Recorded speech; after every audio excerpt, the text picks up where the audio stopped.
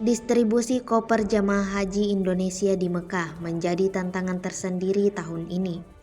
Namun jangan khawatir, petugas haji Indonesia bekerja 24 jam non-stop, menyisir koper-koper jamaah demi kenyamanan mereka. Kepala Sektor 4, Kamaluddin pada Minggu 25 Mei 2025, menyebut ada lebih dari 20.000 jamaah yang tersebar di 28 hotel.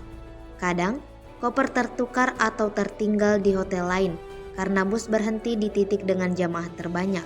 Solusinya, tim Sektor 4 meluncurkan gerakan Jumat Berkah. Semua petugas lintas layanan turun tangan menyisir koper jamaah dari satu hotel ke hotel lainnya. Dengan barcode, koper diidentifikasi lalu diantar ke kamar sesuai nama dan hotel pemiliknya. Jika jumlah koper tersasar banyak, petugas Dakar Mekah ikut turun tangan.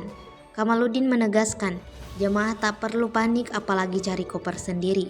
Petugas akan mengantar langsung ke kamar, siang atau malam. Hingga hari ini, 82% jemaah reguler telah berada di Mekah. Distribusi koper terus berjalan demi memastikan semua jemaah fokus beribadah dengan tenang.